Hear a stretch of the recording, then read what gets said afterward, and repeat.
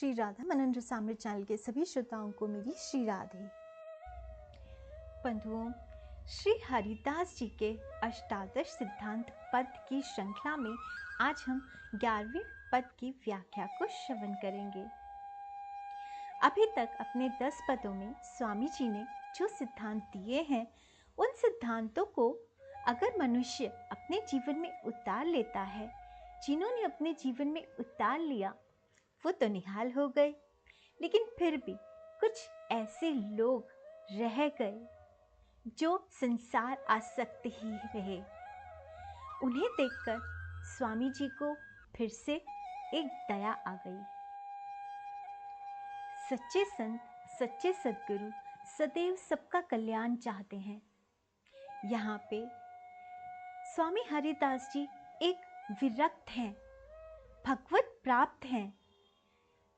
बस इतना ही उनके लिए काफी नहीं है, इसी से वो संतुष्ट नहीं है, बल्कि वो चाहते हैं कि संसार में सभी का कल्याण हो, सभी लोग भगवत प्राप्ति करें, माया से छूटें और सांवरे से मिलें।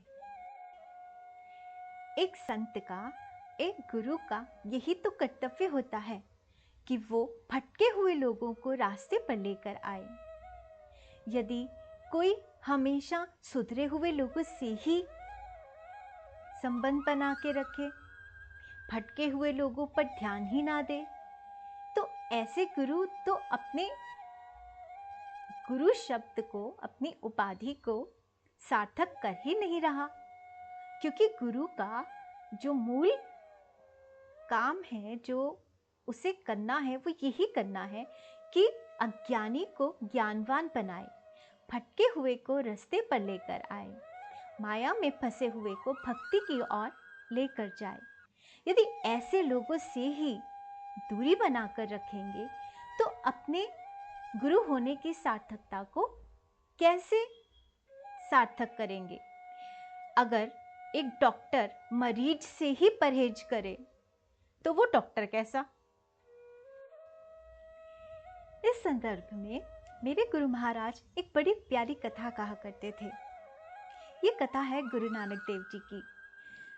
एक बार गुरु नानक देव जी ने अपने पीतल का जो उनके पास लोटा था उसे उठाकर कीचड़ में फेंक दिया और तभी वहां से श्री लक्ष्मीचंद जी निकले। उन्होंने कहा, लक्ष्मीचंद जी, मेरा कटोरा जो है वो कीचड़ में गिर गया है, आप जरा उसे निकाल दो। लक्ष्मीचंद जी ने कहा कि बाबा जी, एक कटोरा कीचड़ में गिर गया तो क्या हो गया, इतने कटोरे पड़े हैं, मैं अभी नहा धो कर आया हूँ, अब कीचड़ में जाऊंगा तो फिर गंदा हो जाऊंगा, मैं आपको दूसरा कटोरा ला देता हूँ। ये कहकर लक्ष्मीचंद जी चले गए। थोड़ी देर बाद श्रीचंद जी आए। बाबा जी ने कहा, श्रीचंद जी, मेरा कटोरा जो है वो कीचड़ में गिर गया है, आप उसे निकाल दो। श्रीचंद जी ने कहा, बाबा जी, इतनी जय जयकार हो रही है आपकी, एक कटोरा गिर गया तो गिर जाने दीजिए, इसमें इतना लोभ क्या करना, इतने तो कटोरे पड़े हैं। ये कहकर श्रीचंद जी भी चले गए। बाबा जी के पास ही भाई लैना जी बैठे थे। बाबा जी ने कहा, भाई लैना जी। लैना जी ने बाबा जी के वचनों को पूरा भी नहीं होने दिया, बस उठे और कीचड़ में छलांग लगा दी और कटोरा निकाल कर ले आए। बाबा गुरु नानक देव जी ने भाई लैना को गले से लगा लिया और उन्होंने कहा कि मैं देख रहा था कि इस कीचड़ से भरे हुए संसार में फंसे हुए जीवों को कौन है जो निकाल पाएगा। महाराज जी ने प्रसन्न होकर भाई लैना जी को गुरु गद्दी सौंप दी। उन्होंने भाई लैना जी को परीक्षा में सफल मानकर उन्हें ही इस गद्दी के लायक समझा और उन्हें गुरु गद्दी सौंप दी। तो गुरु का काम तो यही है कि संसार, कीचड़ से भरे हुए संसार में पड़े हुए जो जीव हैं, उन्हें उस कीचड़ से बाहर निकालना। और अगर कोई संत ये नहीं कर रहा और उल्टा यही डरा जा रहा है कि ऐसे लोगों से मेरे ऊपर दाग लग जाएगा, तो क्या फायदा? गुरु गद्दी होने का? गुरु तो एक पारस होता है, वो पारस नहीं जो लोहे को सोना बना दे, बल्कि वो पारस जो लोहे को एक और पारस बना दे। तो इसी तरह से स्वामी हरिदास जी की दया दृष्टि सदैव सदैव उन कीचड़ से भरे संसार में फंसे हुए लोगों पर ही रहती है। उन विषयासक्त लोगों को देखकर स्वामी जी ने ये पद रच डाला। अपने इस पद में स्वामी जी कह रहे हैं कि कितनी दयनीय स्थिति है उन लोगों की जो अभी तक बिहारी जी को जानते ही नहीं, जिनका ध्यान अभी तक बिहारी जी पर गया ही नहीं।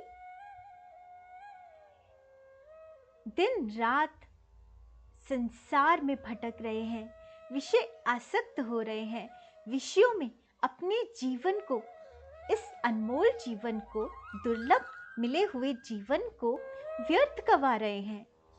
अभी तो माया में पड़कर, विषय आसक्त होकर ही अपनी मनमानी कर रहे हैं, लेकिन कल जब यम आएंगे, यम के दूत आएंगे, तो फिर वो अपनी मनमानी करेंगे।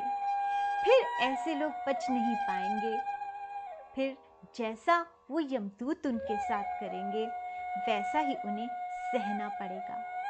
लेकिन भव सागर से बचे वही रहेंगे जिन्होंने बिहारी जी को जान लिया है, जिन्होंने बिहारी जी की शरण को ग्रहण कर लिया है और जो बिहारी जी के श्री चरणों की छत्र छाया में रहते हैं।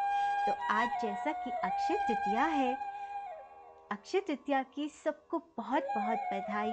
और आज ये पद हमें यही समझा रहा है कि आज हृदय से सांवरे के चरणों की शरण को ग्रहण कर लेना चाहिए। यही आगे जाकर हमें यम के पाश से बचाएगी। आइए अब स्वामी जी के पद को श्रवण करके उसकी व्याख्या को समझते हैं। स्वामी जी कह रहे हैं, देखो इन लोगनी की लावनी, बूझत नाही हरि चरण कमल को, मिथ्या जन्म गवावनी। जब जमदूत आनी घेरत, तब करत आय मन भावनी। कहे हरिदास तब ही चिर जीवो, जब कुंज बिहारी चित आवनी। करुणा सिंधु श्री स्वामी हरिदास महाराज जी जीवों की दयनीय दशा देखकर करुण गात्र चित होकर कह रहे हैं कि ओह रसिक जनों, इन संसार आसक्त मनुष्यों की जो लावनी माने जो लगन है, जो आसक्ति है, सो तुम देखो कि इस मिथ्या सुख में निमग्न ये परमानंद स्वरूप सौंदर्य माधुर्य के सिंधु श्री हरि, श्री बिहारी जी और राधिका के चरण कमल को पूजते भी नहीं है।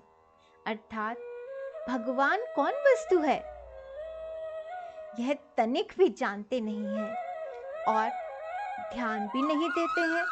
इसलिए भगवत चरण को ना जानकर अपने दुर्लभ मनुष्य जन्म को व्यथा ही गंवा रहे हैं। जब अंत समय में यम के दूत आकर घेर लेते हैं, तब वे अपने मन भाई बात करते हैं।